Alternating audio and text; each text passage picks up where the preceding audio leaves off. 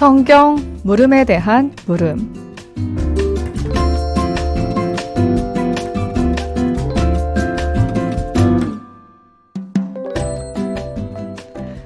네, 이 코너는 우리 신자들이 신앙생활을 하면서 느꼈던 성서적인 물음에 대해서 영성적으로 함께 묵상을 해보고요. 다시 한번 애청자분들에게도 새로운 신앙적인 또 성서적인 물음을 제시하는 시간입니다. 신자들의 새로운 성경 길잡이가 되어주실 우리 사목국 부국장의 정교현 신부님 함께합니다. 신부님 안녕하세요. 안녕하십니까. 반갑습니다. 정규현 시몬 신부입니다. 네, 신부님 반갑습니다. 어떻게 신수다에서 함께 하신 지도 얼마 안 된 것 같은데 이렇게 또 정규 코너로 함께 하게 되셨네요. 그러니까요. 제가 굉장히 긴장되네요. 눈을 어디다 둬야 될지도 모르겠고. 아, 느낌이 좀 다르세요? 네. 많이 다릅니다. 예. 그 1년 만에 하다 보니까 네. 더 어색한 것 같기도 하고 그렇습니다. 아니, 공소사목 하시는데 바쁘진 않으세요, 신부님? 일정은 많이 있는데 그런 가운데 아무튼 권유를 받고 어쩌다 보니 이렇게 네. 하게 됐습니다. 제 목적은 사실은 매번 성경에 관련돼서 이야기할 때마다 하는 말이지만 개인적으로 신자들이 성경이 어렵다는 생각, 그리고 성경이 비윤리적이라는 생각, 구약성경 경우에요. 네. 또 비과학적이라는 생각들, 이런 생각들을 어떻게 풀이해 나갈 수 있을지, 그리고 그것을 우리 신앙과 삶에서 어떻게 해석해 나갈 수 있을지, 그것을 찾는 과정들에 도움이 되면 좋겠다 싶은 생각을 하고요. 네. 결국에는 제가 잘하는 것은 아니지만 제가 맡는 시간을 통해서 우리 신자들이 성경이 재밌다, 네. 성경이 참 흥미있다라는 것을 예. 느끼셨으면 좋겠다라는 생각을 개인적으로 갖습니다. 아무튼 그래서 네. 주제를 물음에 대한 물음이라고 이렇게 잡았는데요. 네, 제목이 좀 특이해요. 네. 물음에 대한 물음. 네, 그렇게 잡았어요. 사실은 권유를 받고 이런저런 생각을 했어요. 도대체 네.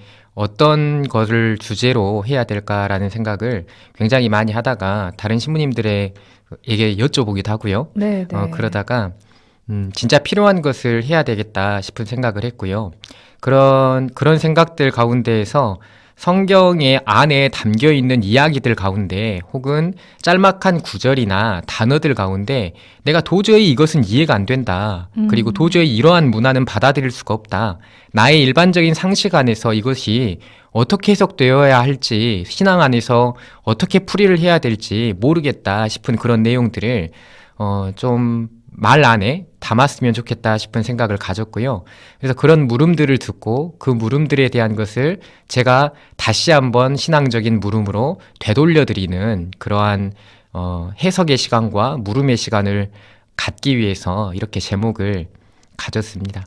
참 든든하네요. 사실 홀로 성경을 읽거나 복음을 읽다 보면 대체 왜 그런 거지 하는 의문들 누구나 가져보셨을 거예요. 네. 그런 의문들을 방송 참여를 통해서 신부님께 여쭤봐도 되는 거죠. 그렇죠. 그것을 원하고 있습니다. 그러시군요. 매번 예. 제가 주제를 들고 오는 게 사실 제가 처음 권유를 받았을 때 제일 꺼렸던 것이 네네. 매번 일주일에 한 번이라는 게 굉장히 빨리 빨리 돌아오더라고요. 오죠. 근데 이게 매번 다른 주제를 제가 들고 오는 게 조금 어려울 수도 있겠다 싶은 생각이 좀 들었어요. 네. 저는 그거에 대한 해결책 중에 하나로 우리 청취자 들으시는 신자분들이 어떤 질문들을 할 수 있을지에 대한 것들을 저한테 더 남겨주시면 제가 그것에 대한 네. 정답은 아니고요. 네. 제가 풀이한 답을 가지고 오면 좋겠다 싶은 생각을 가졌던 겁니다. 또 함께 나눌 수 있는, 묵상할 수 있는 시간이 되겠습니다. 네. 저 같은 경우에는 신부님 마르타와 마리아 이야기를 들을 때마다 왜 예수님께서 마르타의 노력은 좀 보살펴 주시지 않았을까 하는 의문들이 들었는데 이런 것도 자유롭게 여쭤봐도 되겠네요. 그렇죠. 이야기 안에서 여쭤봐도 되고 상황 네. 안에서 물어봐도 되고요. 그리고 네. 단어나 혹은 어떤 상식 안에서 물어봐 보셔도 됩니다. 그 모든 물음들에 대한 답을 제가 다 가지고 있을 수는 없지만 네. 그런 답이 우리에게 조금이라도 더 이해가 되고 도움이 될 수 있도록 풀이를 해보려고 합니다. 어찌됐든 성경이라는 것은 결국 사람들이 좀 착각하고 있는 것 가운데 하나가 네. 성경이 하느님께서 쓰신 책 혹은 하느님이 주신 책이라고 이야기를 하니 성경 자체가 어떤 그 불변의 진리나 물론 불변의 진리가 담기는 책은 맞습니다. 근데 성경 글귀 하나하나가 굉장히 의식적으로 딱딱한 느낌들을 갖고 있는 경우들이 많이 있습니다. 그런데 네. 사실 성경은 하느님을 체험한 역사를 해석한 것이라고 볼 수가 있어요. 네. 그러니까 이게 사실 성경이 하느님을 체험한 역사라는 것은 사람들이 잘 알고 있는데 그 하느님을 체험한 역사를 해석한 것이 성경이라는 사실을 잘 모른 채로 넘어가는 경우들이 있습니다. 네. 이거는 역사라는 관점을 보면 조금 쉽게 이해가 되는데요. 네. 그러니까 우리가 역사가 있는 사실을 그대로 기록한 것이 아니다라는 것쯤은 잘 알고 있을 거예요. 그럼요. 그리고 있는 사실을 기록한 게 의미가 없다라는 것 정도도 잘 알고 있을 것입니다. 사실 이런 거예요. 제가 아침에 눈을 떴다라는 게 눈을 떴다라고 이야기를 하면 어떤 의미가 있겠어요, 그게. 내가 눈을 떴다는 게 하느님께 감사드린다라는 어떤 특별한 감정이나 전달하고 싶은 내용이 담겨 있지 않으면 사실 그 자체를 기록한 것에 의미를 부여하거나 담는 것은 굉장히 어렵다는 것이지요. 그래서 성경이 하느님을 체험한 역사를 해석한 것이라고 말을 할 수 있는 이유는 그들이 성경을 저술한 저자들이 하느님을 직접 체험한 그 역사를 하느님의 관점 안에서, 신앙인의 관점 안에서 해석해 놓은 것을 기록한 게 바로 성경이라는 것이에요. 네. 그러니까 성경이 어떤 있는 사실을 그대로 기술한 것이나 혹은 고대에 있었던 일들 혹은 예수님 시대에 있었던 일들을 체험하고 만난 것을 기록한 게 아니라 나의 관점 안에서, 신앙인의 관점 안에서, 성령의 영감 안에서, 하느님의 섭리 안에서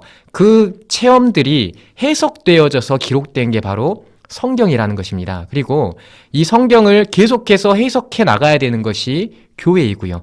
네. 그리고 이 성경의 해석이야말로 신앙인의 삶을 만들어내는 근간이라고 할 수가 있다는 것이지요. 많은 경우 교리 같은 경우를 이야기를 할 때 굉장히 어렵고 좀 철학적인 용어들이 많이 사용이 되어지는데 그 교리들도 결국은 성경을 어떤 방식으로 해석하느냐에 따라서 달라지는 것이에요. 그러니까 네. 결국에는 우리가 가지고 있는 교회 안의 성전이나 교회 안의 삶이나 교회 안의 신앙이나 도구마, 캐리그마 이 모든 것들이 전부 네. 성경을 어떻게 해석하느냐에 달려 있다는 것이지요. 네. 성경은 하느님 체험의 역사라면 지금 우리의 신앙의 삶은 성경을 해석하는 사람들의 역사라고 볼 수 있다는 것이지요. 네. 그러면 계속해서 해석학적인 관점 안에서 성경을 볼 수 있어야만 하고 이런 관점 안에서 성경을 바라보게 될 때 성경에 있는 많은 이야기들이 다양한 방식으로 해석될 수 있음을 깨닫게 되고 이게 교회의 정통적인 가르침에서만 벗어나지 않는다면 얼마든지 우리는 성경을 해석하면서 신앙의 많은 물음들을 던질 수 있고 그 물음 안에서 답을 찾을 수도 있게 된다는 것이지요. 아무튼 네. 이런 것들을 함께 해보고 싶어서 프로그램을 컨셉을 그렇게 잡았습니다. 컨셉 설명을 자세하게 해주셨습니다. 성경 물음에 대한 물음 오늘 첫 시간인데요. 유튜브 댓글로 김사랑두레님, 신부님 2시 반 수업인데 다 못 들을 것 같아서 아쉽네요. 여기서 보니 더 반갑습니다. 매주 열정을 다해 수업해 주심에 진심으로 감사드립니다. 신부님 덕분에 저도 성경이 더 좋아졌고 재밌어요. 라고 우리 수강생 분이신 것 같네요. 그런가 봅니다. 네. 그리고 이영진 빈첸시오 님도 보이는 라디오 좋습니다 하셨고, 체리홍 님도 인사하셨고요. 아, 그리고 문자로, 그리고 빵톡으로도 많이 환영을 해주고 계십니다. 신부님이 서두에 말씀을 하셨지만, 우리 애청자분들, 여러분의 참여가 정말 필요한 코너인데요. 성경을 읽으면서 또 묵상하면서 생겼던 의문들 있으시다면 꼭 이 시간 통해서 보내주시면 좋을 것 같습니다. 맞아요, 신부님. 사실 저희들이 주입식 교육에 익숙하다 보니까 늘 성경에는 어떤 답이 있다고 생각을 하기 마련이거든요. 네. 근데 그게 아니라고요. 네, 맞습니다. 그러니까 많은 경우 그렇게 생각을 하지요. 실제로 우리가 성경을 대할 때 사실 교회에서 가르치는 것도 그런 면들이 좀 없지 않아 있어요. 이게 우리가 어떤 성경을 어떤 식으로 풀이를 하게 되었을 때 이게 맞는 해석인가라는 의심을 하고는 하거든요, 네, 사람들이. 네. 그래서 신부님한테 이렇게 해석해도 됩니까? 라고 본당심한테 물어보곤 해요. 그런데 저도 역시 그런 질문들을 많이 받는데 네. 대답을 해드릴 필요가 없는 질문들이에요, 대부분이. 그러니까 우리가 성경을 여러 방식으로 해석을 하게 되었을 때 그게 우리 교의에서 많이 벗어나는 듯한, 그리고 어떤 핵심적인 도구마, 그러니까 믿을 교리에서 벗어나는 질문들은 거의 하지 않아요. 우리가 진짜 성경에 대한 질문들은 내 삶의 역사와 그리고 내 삶에 관련되어진 것들에 관련해서 성경을 해석한 것들을 많이 질문을 하거든요. 그러니까 그런 방식으로 성경의 해석의 폭이 굉장히 좁다라고 생각하시면 사실 안 됩니다. 교회는 교회 안에 성서 해석이라는 어떤 지침서 같은 문헌이 하나가 존재해요. 1980년대에 나온 건데 네. 그 교회 안에 성서 해석이 그 성경 해석의 범위를 축소하거나 그리고 성경은 반드시 이렇게만 해석해야 된다라는 이유로 발간된 문헌이 아니라 그 당시에 우후죽순처럼 펼쳐져 나가는 성경의 교리를 완전하게 오용하고 악용하는 일들이 많이 발생을 했습니다. 네, 개신교 맞아요. 안에서도 그렇고 뭐 여러 문제들이 발생하는 바람에 적어도 성경을 해석할 때는 이런 방법론을 사용하면 좋겠고, 그리고 성경이 본래 말하고자 하는 취지에서 벗어나지 않으면 좋겠다라는 의미에서 이야기한 거예요. 근데 네. 사실 우리들이 보통 성경을 바라보고 생각하고 묵상하는 관점 안에서 성경이 바라보는, 그리고 성경이 지향하고 의도하고 있는 것을 벗어나기란 쉽지 않습니다. 그게 더 어려워요. 사실 더 어렵습니다. 그러니까 신자들이 뭐 예수님의 세례 장면을 보면서 뭐 양자설을 말하고 가연설을 말하고 이런 식으로 해석을 하지 않거든요. 네. 그 세례 장면을 보면서 많은 경우 뭐 비둘기의 형상을 보면서 뭐 예수님에게 내리신 하느님의 은총 이런 방식으로 생각을 하지, 뭐 철학적인 면안에서 예수님은 그러면 이때 양자로 채택되었나?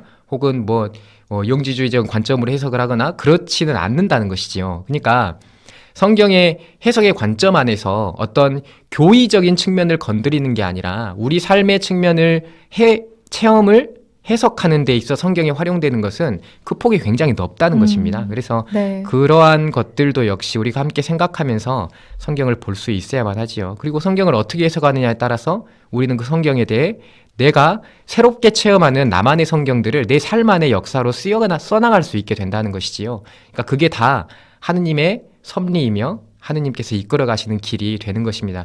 그래서 성경이 굉장히 보화스러운 보물과 같은 책이 될 수밖에 없는 것이고요. 네. 우리가 하느님의 역사를 나만의 성경으로 쓸 수 있게 되는 근간이 되는 게 바로 또 성경이 되어지는 것이지요. 네. 하느님의 성경, 그 성경을 나만의 성경으로 만들기 위해선 내 삶에서 어떻게 받아들이고 있는지 항상 질문을 던지는 게 중요할 것 같습니다. 네, 맞습니다. 성경은 언제나 물음입니다, 물음. 그래서 물음이라는 이야기를 남겨놓은 거고요. 우리가 고대 시대 때 어떤 삶을 살아갔는지 명확하게 알 수는 없지만 추론의 영역 안에서, 그리고 어떤 과학의 측면 안에서 도움을 받으며 우리가 그 성경이 말하고자 하는 것에 대한 답들을 스스로 안에서 찾아갈 수 있게 되지요. 그런 측면 안에서 언제나 성경은 물음으로 남을 수밖에 없어요. 그리고 네. 그 물음에 대한 답을 우리가 삶에서 써내려가게 되는 것이고요. 사실 어떤 풀이를 하더라도 내 삶과 연관이 없다면 의미가 없어요. 신앙도 역시 마찬가지거든요. 어떤 네. 가르침을 하더라도 내 삶과 연관이 없으면 의미가 전혀 없는 것입니다. 때문에 성경을 해석함으로 인해서 물음을 찾고 그 물음 안에서 내가 성경을 새롭게 써내려가는 것, 삶 안에서요. 그게 굉장히 중요하게 되는 것이지요. 네, 그렇습니다. 빵톡으로 안드레아 님도 구약 성경 통권 노트 사진을 남겨주시면서 신부님 성경 읽고 또 읽지만 참 어렵습니다 하셨는데 맞습니다. 특히 우리 신자들에게 구약 성경은 좀 어렵고 멀게만 느껴지기도 하잖아요, 신부님. 네, 맞아요. 근데 어렵다는 생각이 더 어렵게 만들곤 하거든요. 어렵기 때문에 더 친하게 지내야만 하고, 그리고 어렵기 때문에 재밌는 것들을 찾으셔야만 합니다. 그래서 네. 이 시간을 통해서 성경이 참 재밌구나라는 것을 느낄 수 있도록 최선을 다해 보겠습니다. 네, 기대 많이 하겠습니다, 신부님. 네. 오늘 먼저 구약에 대해서 좀 살펴본다고요, 신부님. 네, 그럴 생각입니다. 그럴 생각인데, 사실은 구약이 현대적인 감각 안에서 받아들이기 힘든 내용들이 굉장히 많아요. 뭐 네. 피에 대한 것, 그리고 윤리적인 상식들, 이런 것들이 굉장히 받아들이기 어려운 대목들이 굉장히 많습니다. 그 가운데에서도 오늘은 노아 이야기의 후반부에 있는 짤막한 이야기를 잠깐 다루고자 하는데요. 네. 어쨌든 그 짤막한 이야기를 다룸에 앞서서 상식적이지 않은 이야기들, 그리고 구약 성경이 가지고 있는 어려운 문제들, 그것들을 언제나 질문을 해주셨으면 좋겠다라는 말씀을 드리면서 함께 길을 찾아가 봤으면 좋겠다라는 말씀 드립니다. 네, 여러분의 질문 기다리고 있습니다. 지금 바로 문자 샵 5005번 100원의 정보 이용료가 있는 문자로 보내주셔도 되고요. 또 빵속의 빵톡은 무료로 이용하실 수 있고 유튜브 댓글로 남겨주셔도 좋습니다. 구약이든 신약이든 어떤 부분이든 좋으니까요. 여러분의 묵상들, 의문들 저희에게 마구마구 던져주세요. 신부님, 저희가 성경 물음에 대한 물음 이 코너에 굉장히 거는 기대가 큰데 오늘 맛보기로 살짝 준비를 하셨다고요. 네, 만취한 노아 이야기라는 것을 준비를 했는데요. 이야기가 네. 짧기도 하고 그래서 네. 아주 짧게 준비를 해봤습니다. 만취한 노아 이야기요. 네, 보통 우리가 노아라는 인물을 소개를 하자면 성경의 노아라는 인물을 소개하는 그 대목이 길지가 않아요. 네. 뭐 의롭고 흠없고 하느님과 함께 살아간 이였다라고 짤막한 설명을 하고 네, 있는데 맞아요. 하느님을 통해서 홍수라는 사건 안에 주역으로 자리하게 되고 그리고 하느님으로부터 구원을 받은 사람이지요. 그런데 홍수의 과정이 다 끝난 이후에 하느님의 약속, 그리고 하느님과 처음으로 계약을 맺은 사건, 이 사건들 이후에 방주가 산 위에 걸리게 되고 노아가 산 위에서 내려오지요. 내려온 다음에 갑자기 이상스럽게 10장의 그 족보 이야기가 등장하기 바로 이전에 노아가 술에 취해서 잠을 자고 있는 장면이 떡하니 중간에 들어가 있어요. 맞아요. 저도 그 부분 읽을 때 아니 네. 갑자기 왜 술에 취해 있지? 네. 이런 생각했거든요. 네. 그래서 이 이야기를 제가 제 개인적인 이제 강의들을 할 때 몇 네. 번 인용을 해서 들으신 분들도 많이 있겠지만 이 이야기를 가볍게 조금 말씀을 드리자면 네. 이런 거예요. 네. 사실 그 원역사라는 것은 있었던 사건 그대로를 기록한 것이 아닙니다. 하느님을 체험한 가운데 하느님이 어떤 분이시다라는 것을 자신들의 그 경험과 그리고 하느님에 대한 인식, 알에 대한 인식 가운데에서 다양한 고대 근동의 어렵나요? 다양한 문화들을 참조해서 써내려간 원역사인데 이 원역사의 구조를 보면 완전한 세상과 인간이 불순종으로 의해서 죄를 짓는 것이 계속해서 반복이 되어져요. 네. 창조 이후의 죄, 그리고 나서 새로운 질서를 만드신 하느님과 또 다른 불순종, 그리고 또 새롭게 질서를 만든 것과 또 다른 불순종이 계속해서 이어지거든요. 반복되는 거네요. 그렇죠. 노아 홍수 이야기도 마찬가지예요. 하느님께서 심판을 하시고 새롭게 질서를 세우시지만 그럼에도 불구하고 불순종을 가지고 있는 인간을 소개하고 있는 것입니다. 네. 그래서 만취한 노아 이야기가 그 안에 담겨 있는 것이고 이 노아 이야기가 이야기하고자 하는 결정적인 것은 하느님의 의인이라고 할지라도 의로운 사람이라고 할지라도 죄를 지을 수 있는 가능성이 있다라는 것을 말해주는 것이에요. 그러니까 우리가 누구나 하느님이라는 존재를 의지하거나 하느님이라는 존재의 현존 가운데 살아가지 않으면 정말로 하느님의 은총을 입은 사람이라 할지라도 얼마든지 죄로 기울 수가 있다는 것이지요. 그것을 알려주고자 하는 것이 만취한 노아 이야기인데 노아라는 분이 노아가 술에 취하시죠. 술에 취해서 자기 천막 안에서 옷을 다 벗고 자고 있어요. 네. 옷을 다 벗고 자고 있으니까 아들이 3명 있는데 네. 셈과 함과 야펫이에요. 네. 이 아들이 3명 있는데 두 번째 아들인 둘째인지 는 잘 몰라요. 첫째, 둘째, 셋째라는 말이 원문에 높거든요. 순서상의 두 번째 아들인 함이 네. 천막에 들어와서 노아를 봐요. 네. 그리고 나서 자기 형제들에게 아빠가 그러고 있다고 알립니다. 그러니까 자기 형제들이 뒷걸음질로 천막 안에 들어가서 노아의 옷으로 아빠를 덮어드리고 나와요. 근데 이상하게 노아가 일어나가지고 그 함에게 막 뭐라고 합니다. 저주를 내려요. 아니 갑자기 일어나서요? 네, 갑자기 저주를 내려요. 일어난 네. 다음에. 그 함의 아들을 저주하거든요. 네. 그리고 그 나머지 두 아들에 대한 축복의 이야기를 합니다. 그런 이야기들이 사실 뭐 원인론적 설화 이런 것 어려우니까 놔두고 그 이야기들이 어떤 것을 의미하고 있냐면요. 이런 거예요.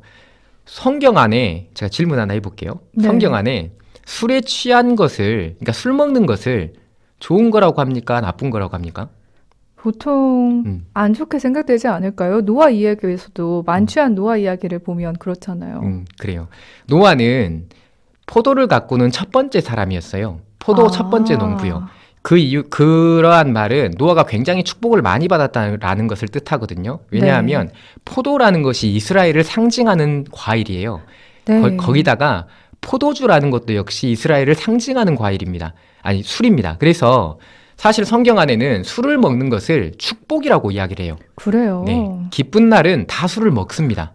제사 때도 술을 먹어요. 네. 좋은 날은 다 술을 먹어야 됩니다. 그리고 축복의 산물로서의 술의 역할에 대해서 성경은 좋아해요. 그런데 문제는 많이 취한 것. 네. 이것을 성경은 죄라고 봅니다. 그렇군요. 네, 길에 성청망청하고 막 비틀거리고 그러한 이유가 있어요. 이게 예언서안에도 등장을 하게 되는데 술에 만취를 하게 되면 그러니까 성적인 범죄라든지 죄를 범할 수 있는 가능성이 열리기 때문에 그래요. 만취 상태를 거부하는 것이 죄를 지을 수 있는 가능성이 커지기에, 그러니까 한마디로 뭐 마귀의 움직임 이런 것들을 받아들이기가 쉽기에 우리가 술을 많이 먹는 것을 거부하게 된다는 것이죠. 성경 안에서. 그러면 옷을 다 벗고 있는 것은 성경이 어떻게 이야기를 할까요? 보통 부끄럽게 생각하거나 그러지 않나요? 그러죠. 근데 그렇죠. 그런데 옷을 다 벗고 있는 것에 대해서 성경에 딱 한 대목이 인정을 해요. 이 아담과 하와의 사건 안에서 네. 옷을 다 벗고 있었잖아요. 네. 근데 죄를 지은 다음에 옷을 입었잖아요. 맞아요. 그래서 옷을 다 벗는 것에 대해서 성경이 어떻게 생각을 하나라는 관점을 보면 옷을 다 벗는 것은 원래 창조 때의 상태가 아니야? 라고 생각하는 경우들이 있어요. 근데 그렇지가 않아요. 성경은 딱 그 한 대목을 제외하고 모든 대목에서 신체 부위의 중요한 곳을 드러내는 것을 다 거부합니다. 그렇군요. 더군다나 하느님과의 관계 안에서 그리고 사람과의 관계 안에서 신체 부위를 드러내는 것을 굉장하게 거부해요. 율법 안에서 그렇게 거부를 합니다. 제사장들이 하느님 앞에 나아갈 때 당연히 입어야 되는 옷들이 존재하고요. 그리고 실제로 신체 부위를 가려야 된다라는 율법 규정도 존재해요. 맞아요. 때문에 벌거벗고 있는 것에 대한 것, 이것도 역시 술 먹는 것과 같은 개념에서 해석을 해야 돼요. 이것도 역시 죄를 지을 수 있는 가능성 때문에 벌거벗고 있는 것을 거부한다는 것이에요. 근데 둘째 아들이 왜 저주를 받았냐? 네. 사실 노아는요, 천막 안에서 혼자 자고 있었어요. 그러면 만취한 것, 옷을 벗는 것 그 자체가 죄냐 아니냐를 판가름하는 것은 그렇게 중요한 것이 아니다라고 치더라도 행위 자체가 죄냐 그 결과가 죄냐 그런 것들을 따지지 않더라도 일단은 노아는 죄를 지을 수 있는 가능성이 없었다는 것이죠. 혼자 천막 안에서 술 많이 먹고 자고 있었으니까요. 그런데 함이라는 아들이 가서 노아의 모습을 보고 형제들에게 일렀어요. 이것은요, 노아가 죄를 지을 수 있는 가능성을 열어버린 것이에요. 누군가에게 그 만취한 것 그리고 벌거벗음을 알렸다는 것이 네. 함의 잘못이었다는 것이지요. 반면에 두 아들은 고대 운동이 가지고 있었던 부모 공경에 대한 굉장히 중요한 관념처럼 아버지의 치부를 가리기 위해서 노력을 한 것이죠. 누구에게도 알려주지 않고. 그러기에 두 아들은 축복을 받고 한 아들은 저주를 받고 있는 것입니다. 결국에 이 이야기 자체가 의도하고 있는 것은 네. 은총을 입은 사람도 죄를 지을 수 있다라는 것인데 네. 그런데 그 죄를 지음에 있어서 다른 사람의 죄를 알릴 수 있는 가능성, 이것을 주의하라고 언제나 이야기를 하고 있는 이야기라는 것이죠. 그 메시지도 있네요. 그렇죠. 그러니까 이렇게 성경을 천천히 뜯어서 그 문화와 함께 들여다보기 시작하면 굉장히 많은 부분들이 우리가 삶 안에서 고민하고 생각해 봐야 될 지점들이 생긴다는 것이죠. 이런 이야기들을 제가 언제까지 할지는 모르겠지만 아무튼 네. 해 나가겠습니다. 마리아 광주님도 빵톡으로 신부님 만취한 노아 해석 감사합니다. 위로가 되네요 하셨고요. 아우 성경 강의해 주시던 우리 토마스 신부님도 규현 신부님 화이팅 남기셨어요. 네, 감사합니다. 신부님의 이야기 듣다 보니까 쑥 빠져버렸는데 저희 코너 이름이 물음에 대한 물음이지 않습니까 신부님? 네. 오늘도 어떤 물음을 던져주신다고요? 네, 맞습니다. 사실 우리가 세례를 받음과 동시에 구원받은 사람으로서 그 가능성들을 언제나 가지고 있어요. 그렇지만 하느님께서 놀랍게도 우리에게 부여해 주신 우리 스스로가 가질 수 있는 선택의 폭은 언제나 마찬가지로 죄를 지을 수 있는 그런 가능성도 함께 가지고 있다는 것이지요. 그런데 구원을 확신하는 것과 죄를 짓는 것, 이 사이의 간극에 대해서 우리들이 조금 깊이 있는 생각들을 해봤으면 좋겠다라는 생각을 여러분, 그 청취자분들에게 전해드리고 싶어요. 이게 죄를 지을 수 있다라는 것이 하느님으로부터 자비를 입는다 또는 구원을 받는다라는 것을 저해하는 요소가 아니라는 것도 조금 생각을 해봤으면 좋겠고요. 네. 스스로의 삶을 돌아보면서 구원을 확신하면서도 우리들이 죄에서 멀어질 수 있는 방법들, 그 방법들을 스스로에 대한 질문으로 찾아보셨으면 좋겠다라는 말씀으로 이 이야기를 끝낼까 합니다. 네, 오늘 애청자 한 분이 이 요셉님이 창세기에 공룡이 나왔나요, 신부님? 이런 질문 주신 것 같아요. 네. 네, 창세기를 읽다 보면 가끔 공룡은 언제 나왔는지 궁금해진다라는 것이요. 네. 네, 그 이야기는 역사에 대한 해석에 관련되어져서 다음 시간에 함께 이야기를 해드릴 수 있도록 하겠습니다. 네, 다음 시간도 네. 본방으로 함께 해주시면 좋겠습니다. 신부님, 오늘 첫 방송한 소감이 어떠셨는지 다음 주 예고도 살짝 해주신다고요. 네, 다음 주는 오늘 처음 해서 다음 주는 제가 준비를 하겠고요. 제가 지금 요즘에 창세기를 보고 있어요. 계속 창세기만 보고 있어서 다음 주는 카인과 아벨 이야기를 할 건데 네, 제가 이 프로그램을 준비를 하고 고민을 하면서 PD님하고 이야기를 했는데 네, PD님이 카인과 아벨 이야기를 질문을 하시더라고요. 네. 그래서 이것도 신자들이 굉장히 궁금할 수 있겠구나 싶어서 카인과 아벨 이야기로 다음 주에 찾아뵈려고 합니다. 맞습니다. 왜 하느님께서는 카인의 그런 재물은 굽어보시지 않으셨는지 카인과 아벨 이야기 다음 주에도 물음에 대한 물음 던질 예정이니까요. 다음 주도 많이 기대해 주시면 좋을 것 같습니다.